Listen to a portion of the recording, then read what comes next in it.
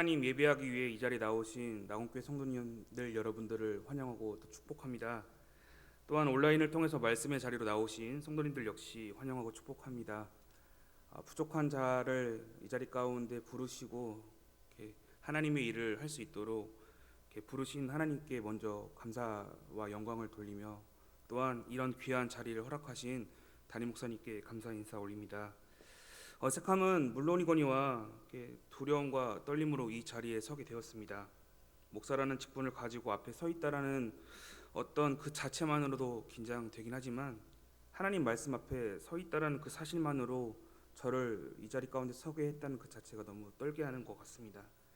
오늘 우리는 말씀을 듣는 자뿐만 아니라 말씀을 전하는 역시도 하나님 말씀 앞으로 부르심을 받았습니다. 그렇게 이 시간 우리를 부르신 하나님의 지혜의 말씀에 대해서 여러분과 함께 살펴보기 원하오니 여러분 큰 기대를 가지고 하나님 말씀을 보시는 그런 시간 되기를 소원합니다. 오늘 여러분과 주의 말씀을 마주하는 첫 번째 시간, 어떠한 소리를 듣고 계시나요? 라는 제목으로 잠언의 말씀을 함께 살펴보고자 합니다. 어떠한 일을 쉽게 할 수 있음에도 불구하고 어려운 길로 돌아갈 때 간혹 우리가 이런 말로 스스로를 자책할 때가 있습니다.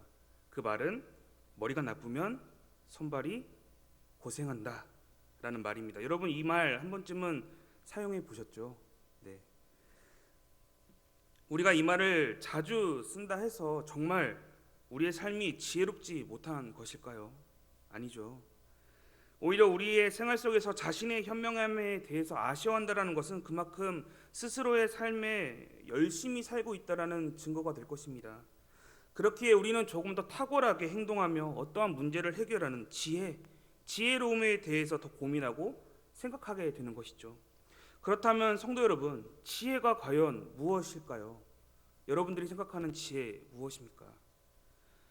국어 사전을 살펴보니 지혜에 대해서 이렇게 설명합니다. 사물의 이치와 관계를 빨리 깨닫고 사물을 정확하게 처리하는 정신적 능력이다라고 말합니다. 즉 무언가를 깨닫고 어떠한 관계를 알아가는 것, 그리고 그것에 대해서 함께 능숙하게 처리할 수 있는 능력에 대해서 지금 사전은 우리에게 말해주고 있습니다.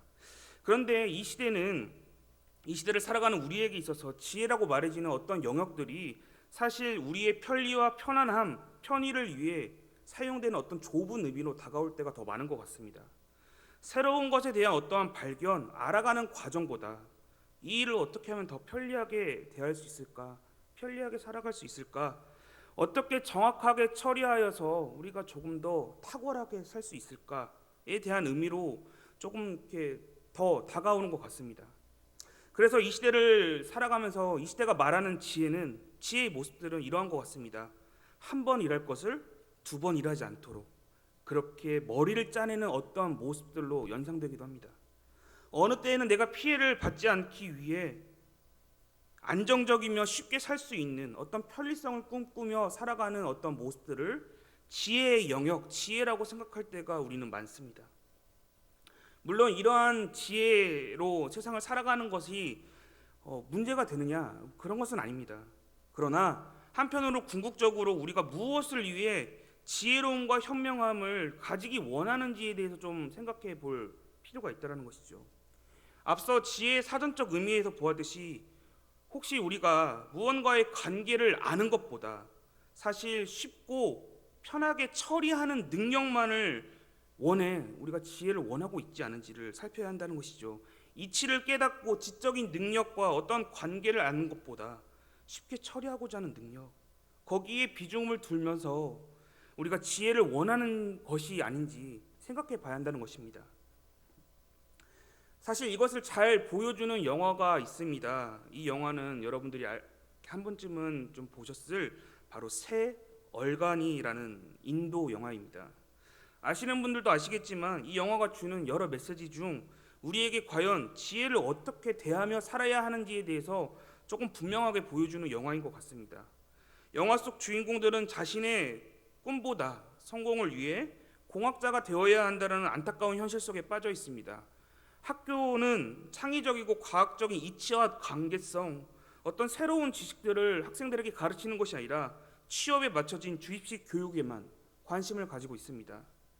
이 영화를 통해서 우리가 알지 못했던 새로운 관계와 이치를 깨닫는 능력보다 어떤 취업을 해야 하는 회사나 어떤 우리의 능력을 원하는 어떤 기준치에 맞춰서 우리의 처리 능력을 갖추도록 기계처럼 지식을 쌓아만 가는 그런 모습들을 통해 과연 인간에게 있어서 지혜가 무엇인지를 고민하게 해주는 것 같습니다.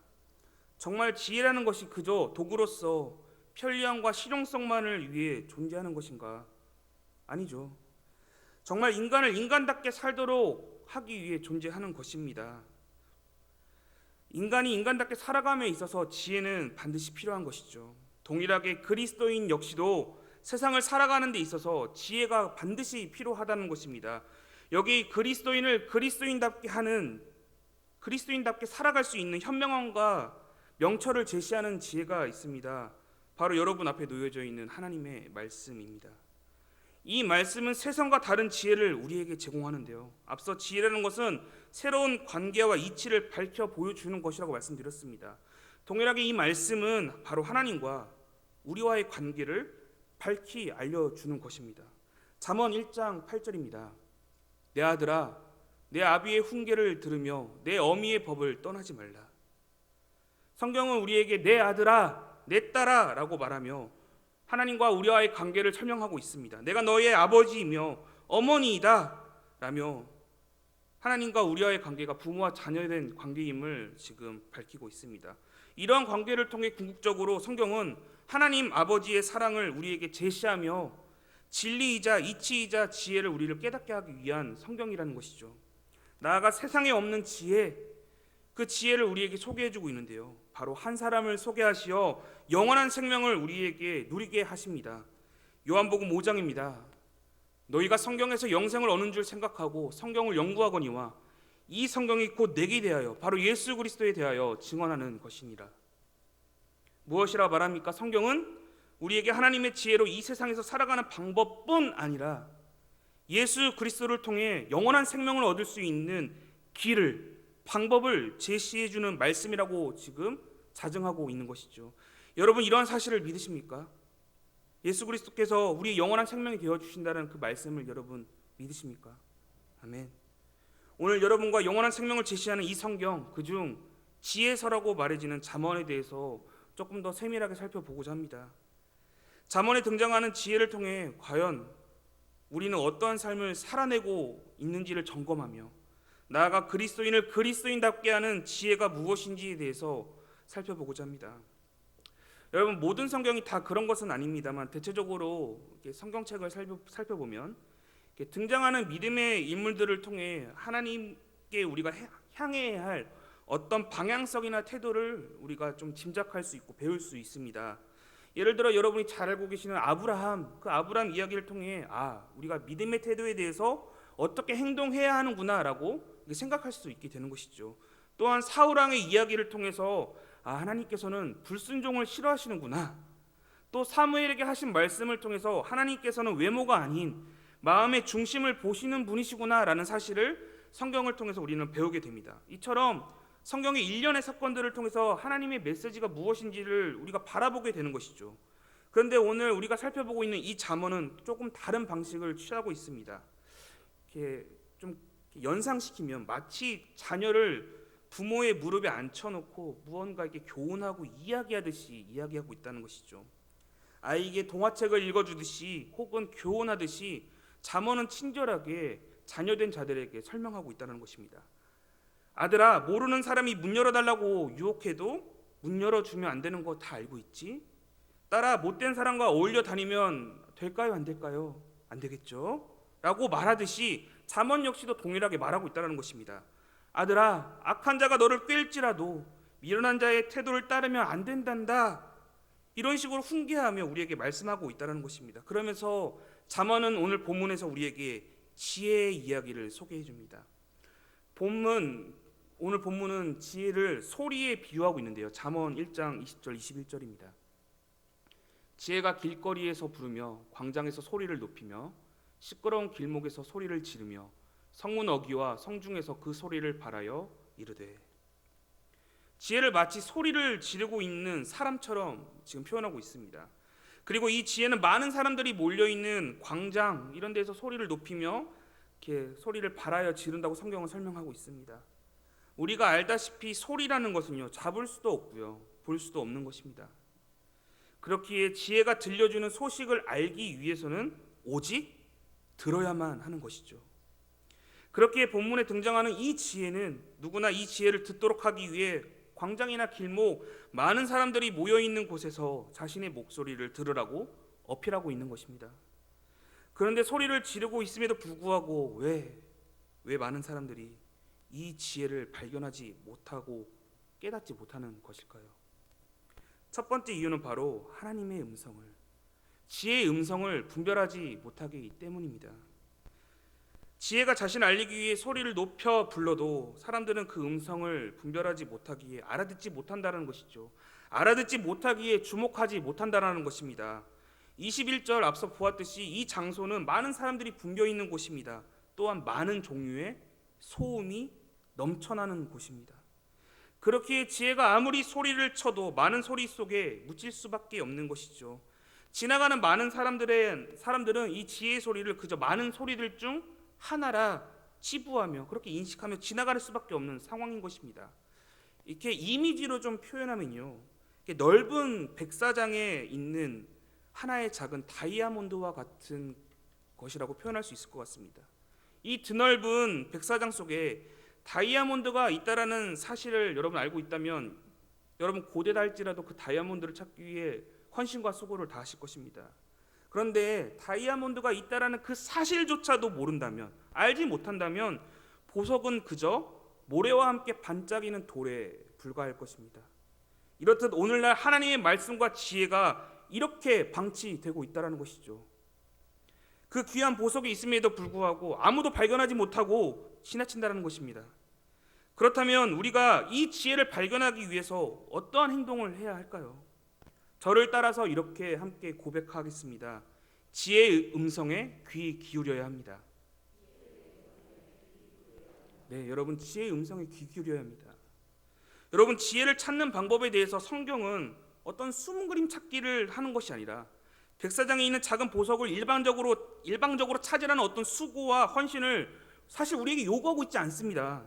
친절하게도 지혜는 우리에게 자신을 찾으라라고 말하지 않습니다. 오히려 지혜 자신이 내가 여기 있다, 나를 바라보라 라며 그 사실을 우리에게 알리고 소리질러 부른다라는 것입니다. 단지 우리는 그 지혜의 소리를 듣고 찾기만 하면 되는 것이죠. 어린 시절에 이런 경험이 있습니다. 여러분도 그런 경험이 있을 수도 있을 것 같은데요. 부모님을 따라 어린 시절에 시장에 간 적이 있었습니다. 이것저것 구경하다가 어느새 부모님의 손을 놓치게 된 줄도 모르고 이렇게 구경하다가 이제 부모님을 놓치게 되어 당황한 적이 있었습니다. 어찌할 바를 할 줄 몰라 두리번거리다가 계속 부모님을 찾았는데 찾을 수가 없었죠. 그런데 그 물건 파는 그 시끄러운 그 시장 소리 가운데 내가 친숙하고 아는 목소리가 들려왔습니다. 바로 내 이름을 부르는 부모님의 목소리였습니다. 그 목소리를 향해 고개를 돌려보니 정말 그곳에는 나를 향해 걸어오시는 부모님이 계셨던 것이었습니다. 동일합니다. 많은 소리가 들린다 할지라도 자녀는 정확하게 나의 부모의 소리를 알아차릴 수 있다는 것이죠. 그렇기에 시장에서 울리는 사람들의 목소리에 귀 기울이는 것이 아니라 나의 하나님 아버지의 목소리를 분별하여 주목하여 들으려고 애써야 한다는 것입니다.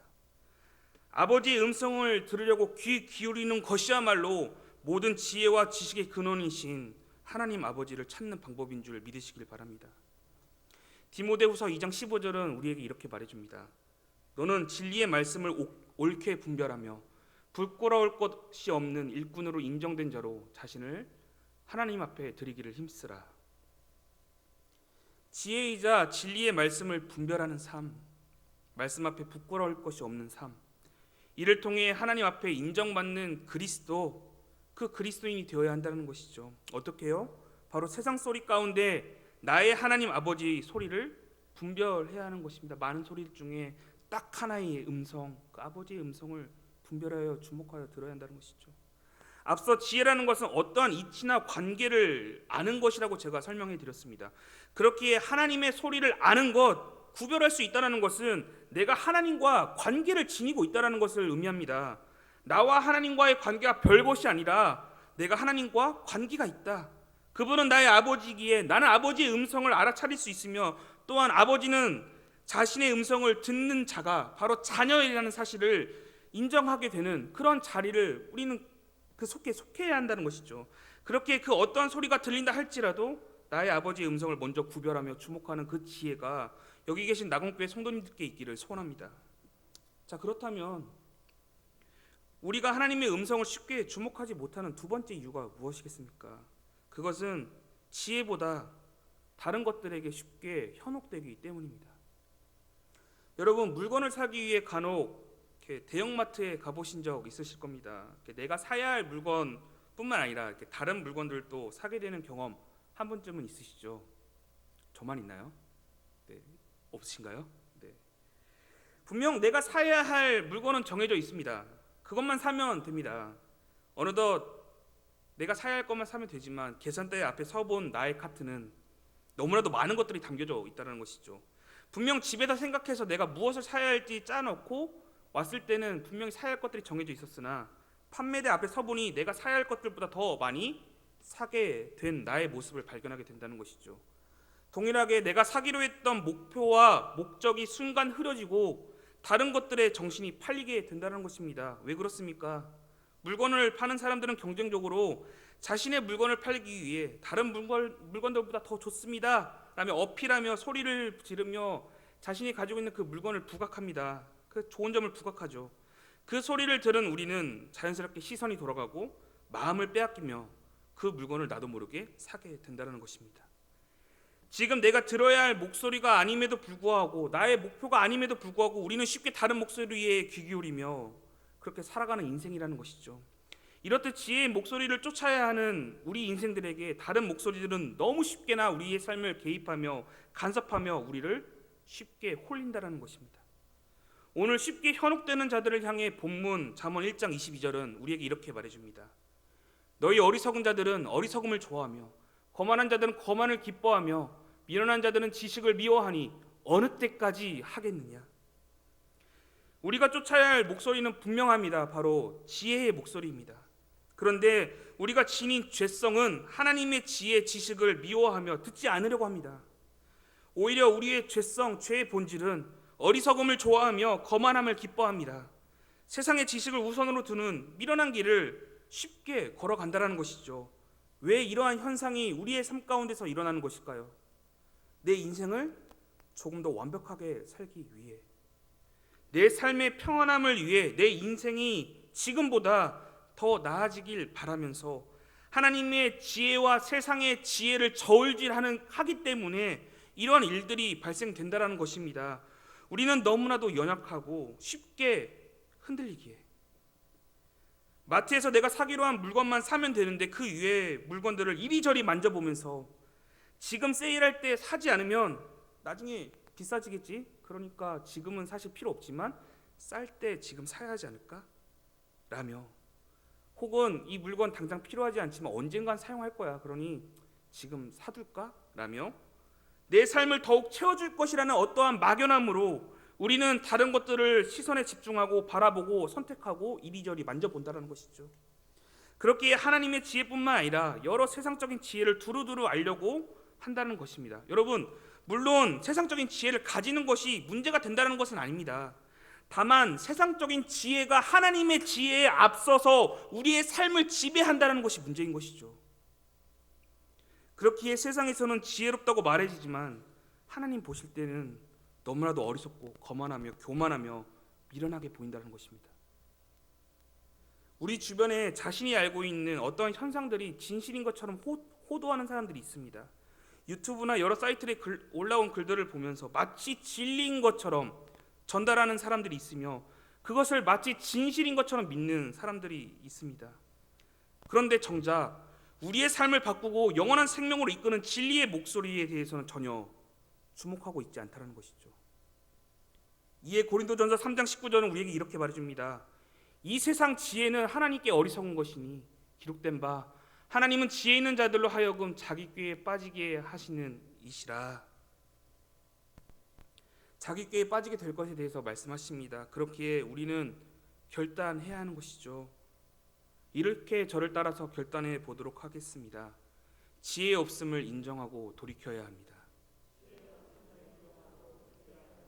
네, 지혜 없음을 우리 스스로 인정해야 합니다. 하나님께 인정하고 거기서 끝나는 것이 아니라 하나님께 돌아가야 하는 것이죠. 나에게 지혜가 없으며 세상의 지혜로는 이 세상을 살 수 없다는 것을 인정해야 합니다. 나아가 하나님밖에 없다. 하나님밖에 없다. 하나님밖에 없다는 그 사실을 인정해야 하는 것이죠. 나아가 인정했다면 하나님께 돌이켜야 한다는 것입니다.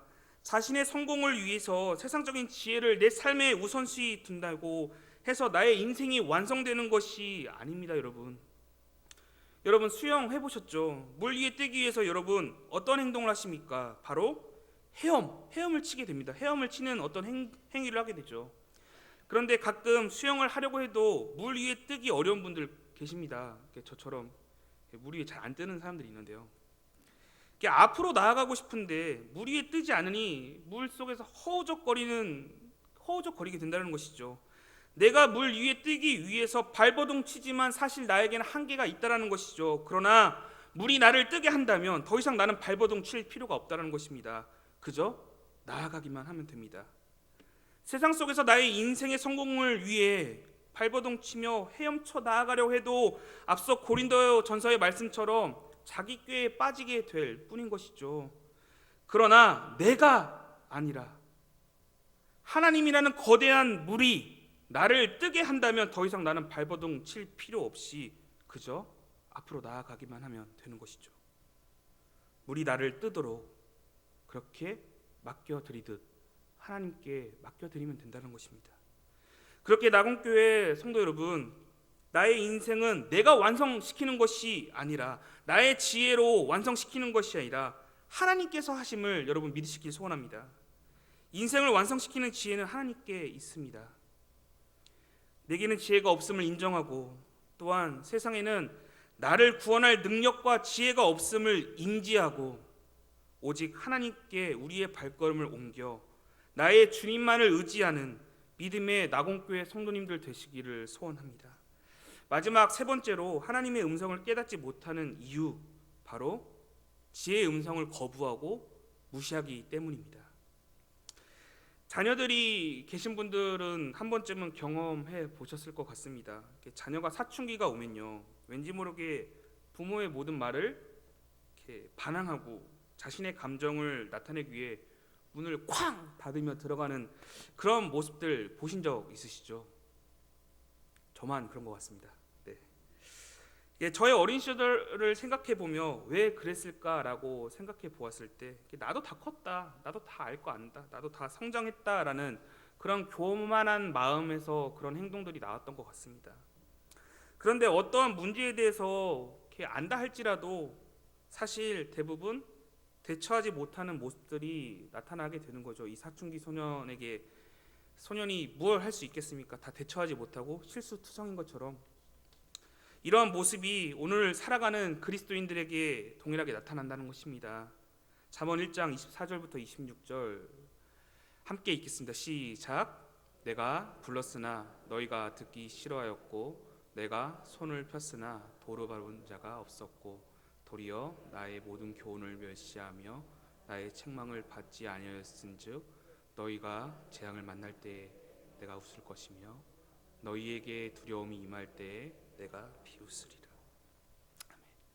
지혜의 부름에 대해서, 하나님의 음성에 대해서 너무나도 쉽게 생각하며 안일하게 행동하는 자들의 모습에 대해서 우리에게 보여주고 있습니다. 그런데 문제는 이런 행동으로 인한 그 결과인 것이죠. 음성을 무시한 결과 어떠하다고 지금 성경은 말해주고 있습니까? 참혹한 재앙과 두려움이 따른다라고 지금 성경은 우리에게 밝히고 있습니다. 부모의 말을 따르지 않는 그 책임에 대해서 묻게 된다고 성경은 말하고 있는 것이죠. 부모가 아이에게 길을 건널 때에는 주변을 잘 살피고 신호등을 잘 지켜서 건너야 돼라고 교훈하지만 실상 부모의 말을 흘려버리고 자기의 주관대로 아이가 행동하게 된다면 우리는 정말 생각해서는 안 될 끔찍한 불상사가 발생할 수 있다는 것을 우리는 알 수 있습니다. 동일합니다. 시편 107편 10절 말씀에 지혜에 귀 기울이지 않는 자들에게 이렇게 말하는데요. 미련한 자들은 그들의 죄악의 길을 따르고 그들의 악을 범하기 때문에 고난을 받는다라고 설명하고 있습니다. 그렇게 나의 아버지 되신 하나님의 음성을 거부하지 않고 청종해야 한다는 것을 우리는 성경을 통해 배울 수 있게 되는 것이죠. 사실 우리 주변에 많은 그리스도인들이 삶의 어려움으로 난처함과 이렇게 힘듦에 빠져 있는 분들을 목격하게 됩니다. 물론 하나님 섭리 속에서 삶의 고통의 유익함은 존재하기도 합니다. 그러나 대부분 하나님의 말씀에 무감각하기에 이러한 문제들이 발생되는 상황이 질비하다는 것이죠. 앞서 보았듯이 우리는 상황에 따라서 하나님의 말씀을 분별하지 못하고 귀 기울이지 못할 때가 분명히 발생될 수 있습니다. 또한 우리 안에 있는 죄의 성질, 본성으로 인해서 지혜를 따르지 못할 때도 있습니다. 그런 실수가 일어날 수도 있습니다. 그럼에도 우리는 다시금 하나님께 회개하며 돌아갈 수 있는 기회가 있습니다. 그런데 하나님 말씀 앞에 우리가 무감각하다면, 지혜의 소리에 대해서 우리가 두 귀를 아예 닫고 산다면, 그리고 그 지혜를 흘려버린다면 이것만큼 끔찍한 상황이 없다라는 것입니다. 그런데 수많은 그리스도인들이 이러한 무감각함이라는 신앙적 딜레마에 빠져 살고 있다는 것이죠. 말씀의 이론은 빠삭해도 하나님 앞에 행해지는 모든 자세들은 무책임하고 무감각하다는 것입니다. 그렇게 성경은 너희가 들어도 깨닫지 못하며 보아도 알지 못한다라고 말하는 것이죠. 당시 이스라엘 백성들뿐만 아니라 이 시대를 살아가는 모든 자들에게, 모든 그리스도인들의 무감각함에 대해서 지적하는 것입니다. 예수님께서 여러 비유를 설명하시면서 귀 있는 자는 들으라 라고 말씀하시는데요, 그저 그 말씀이 우리를 혼내시기 위한 것이겠습니까? 아닙니다. 정말 우리를 긍휼히 여기시고 불쌍히 여기시는 마음으로 우리에게 말씀하시는 것이죠. 말씀의 씨앗들이 우리의 삶 속에서 뿌려지고 있으나 그 씨앗들이 우리의 삶 속에서 다 튕겨져 나가버리는 그런 안타까움, 그리고 이런 것들에 무감각하게 방치하고 그저 바라보고 있는 그 자녀들을 향해서 예수님은 안타까운 마음과 간절한 마음으로 말씀하시는 거죠. 귀 있는 자들은 들으라. 들어야 한다. 들어야 한다. 예수님께서는 우리 인생의 그 끝을 다 알고 계시기에 우리가 오늘 예수를 믿었다고 할지언정 끝에 가보니 열매 맺지 않는 나무가 도끼에 찍혀 불 속에 던져지듯 우리의 삶이 이리 허무하게 되지 않기를 예수님께서는 바라시며 오늘 우리에게 말씀하시는 거죠. 들으라. 들으라. 귀 있는 자는 들으라. 그렇기에 사랑하는 성도 여러분, 무관심과 무감각하다는 것은 사실 무시하고 거부하는 태도를 말해줍니다. 그렇기에 신앙적 무감각함이라는 것은 곧 우리가 믿고 따르는 하나님 아버지를 무시하는 태도이며 하나님의 지혜를 거부하는 태도인 것입니다. 이 무감각함이라는 뜻이, 혹시 여러분 나도 모르게 사춘기 소녀 마냥 하나님 앞에 자신의 소견대로 행동하고 있지 않은지, 우리의 행위가 신앙적 딜레마에 빠져 있지 않은지 스스로를 살피고 또한 고쳐야 할 때임을 여러분 기억하시길 바랍니다. 그리고 미련한 자의 길을 떠나 지혜의 소리를 듣는 자리로 우리는 돌이켜야 합니다. 이를 통해 우리는 결단해야 할 것이 있죠. 바로 저를 따라서 이렇게 해보겠습니다. 무뎌진 신앙을 지혜의 말씀으로 회복합시다. 우리의 무뎌진 신앙을 다른 어떤 것도 아닙니다. 오직 하나님의 말씀으로만 회복할 수 있습니다. 오직 하나님의 살아있는 말씀만이 우리를 회복시킬 수 있습니다. 오직 말씀만 우리를 살릴 수 있습니다. 우리를 영원한 생명으로 이끌며 그리스도인답게 살 수 있도록 지혜의 목소리 앞으로 우리는 돌이켜야 한다는 것입니다. 이렇게 다시 돌이키는 자들의 결과, 그 결과에 대해서 예레미야 26장은 우리에게 이렇게 말해주고 있습니다. 그런즉 너희는 너희의 길과 행위를 고치고 너희 하나님 여호와의 목소리를 청종하라. 그리하면 여호와께서 너희에게 선언하신 재앙에 대해서 뜻을 돌이키시리라. 아멘. 우리의 행위를 고치고 하나님의 목소리를 청종한다면 우리에게 선언하셨던 죄의 결과를 돌이키시고 구원으로 이끄신다고 말씀하고 계십니다. 나아가 구원의 자리는 물론이거니와 복을 받는 자리로 우리를 부르신다고 말씀하시는데요. 예레미야 7장입니다. 오직 내가 이것을 그들에게 명령하여 이르기를 너희는 내 목소리를 들으라. 그리하면 나는 너희의 하나님이 되겠고 너희는 내 백성이 되리라. 너희는 내가 명령한 모든 길로 걸어가라. 그리하면 복을 받으리라. 하나님의 목소리를 듣고 순종하는 삶에 대해서 지금 무엇라고 말합니까? 하나님이 우리의 아버지가 되시며 우리는 그분의 자녀가 되고 백성이 된다고 말씀하고 계십니다. 나아가 이 길을 따르는 자들에게 무엇이 있다? 복이 있다고 말합니다. 사랑하는 낙원교회 성도 여러분, 이 세상을 살아가는데 필요한 지혜는 그 무엇도 아닌 하나님의 음성을 구별하여 듣는 것으로부터 시작된다는 것을 여러분 기억하셔야 합니다. 지혜롭게 살아가는 방법이자 복을 받는 비결은 하나님의 목소리에 청종하는 것입니다. 그렇기에 하나님의 음성을 분별하는 지혜가 여기 계신 낙원교회 성도님들께 있기를 소원합니다. 더불어서 그에 따르는 복이 여러분들의 삶 가운데 충만히 넘치기를 소원합니다. 이제 결론을 내도록 하겠습니다. 사랑하는 성도 여러분, 오늘 지혜가 외면당하는 것처럼 우리도 모르게 신앙의 무감각함과 무관심으로 생활하고 있지는 않은지 우리 스스로의 삶을 살펴볼 때입니다. 그리고 무뎌진 신앙의 경각심을 일깨워주고자 오늘 우리 아버지가 되시는 하나님께서는 책망을 통해 돌이키라고 말씀하십니다. 책망이라고 하면 왠지 혼나는 것 같고 처벌받는 것 같은 그런 뉘앙스가 느껴집니다. 그러나 여러분, 사실 아닙니다. 부모된 입장에서 자녀들이 다 잘 되길 바라고 좋은 길을 걷기 원하는 마음에서 사랑의 말로 책망이라는 것을 하게 되는 것이죠. 그렇게 책망하고 책망받는 관계를 생각해 보면, 책망하고 계시는 하나님과 책망받고 있는 우리의 관계를 생각해 보면, 아버지와 자녀라는 그 관계를 생각해 보면 오히려 축복이지 않을까 싶습니다. 아버지께서 나를 바른 길로 인도하고 계시구나. 나는 지금 하나님과 관계를 맺고 있구나. 라는 그런 축복의 관계라는 사실을 여러분 발견하셔야 합니다. 잠언 1장 23절 살펴보겠습니다. 나의 책망을 듣고 돌이키라. 보라, 내가 나의 영을 너희에게 부어주며 내 말을 너희에게 보이리라. 책망만 주시는 것뿐만 아니라 그 하나님의 음성을 듣고 깨닫는 자녀들에게 나의 영을 부어주겠다, 성령 하나님을 부어주겠다라고 오늘 우리에게 말해주고 있습니다. 지혜 없는 인생들을 향해 성령님께서 우리가 하나님의 말씀과 지혜를 잘 알고 이해할 수 있도록 도우시는 것은 물론이거니와 궁극적으로 하나님이 기뻐하시고 원하시고 분별된 삶으로 살아낼 수 있도록 우리의 삶을 성령 하나님께서 인도하신다는 것입니다.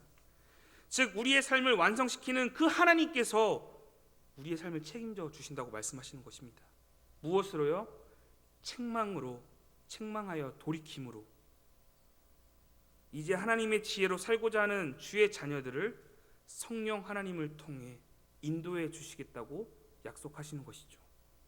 세상의 지식으로는 할 수 없는 우리의 인생의 완성을 하나님의 지혜로 이루신다고 지금 말씀하고 계시는 것입니다.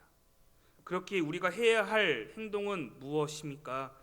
성령께서 일깨워 주시고 하나님의 말씀을 존중하고 사랑하며 경외하는 태도가 우리의 삶 가운데 있어야 한다는 것이죠. 그렇기에 잠언의 주제이기도 한 잠언 9장 10절은 우리에게 이렇게 말해주고 있는데요. 여러분 잘 알고 있는 이 말씀을 우리 함께 큰 목소리로 선포하겠습니다. 시작. 여호와를 경외하는 것이 지혜의 근본이요 거룩하신 자를 아는 것이 명철이니라. 아멘. 하나님을 경외하는 것, 존중하고 존경하는 것, 그것이 모든 지혜와 지식의 근본이며 거룩하신 하나님을 아는 것이 명철이라고 우리에게 분명하게 성경은 말해주고 있습니다.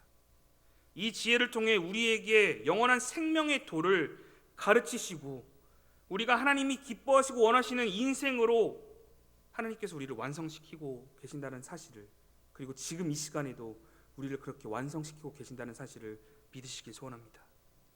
그렇게 이 시대를 살아가는 우리에게 가장 필요한 것은 계속 제가 강조하는 그것, 바로 하나님을 아는 것과 경외하는 자세입니다. 오늘 하나님을 경외하고 하나님을 알아야 한다는 것에 대해서 지혜는 끊임없이 본문을 통해 우리에게 말해주고 있습니다. 뿐만 아니라 예레미야 9장 24절은 우리에게 한 가지의 도전을 던져줍니다. 자랑하는 자는 이것을 자랑할지니 곧 명철하여 나를 아는 것과 나 여호와는 사랑과 정의와 공의를 땅에 행하는 자인 줄 깨닫는 것이라. 나의 이 일을 기뻐하노라.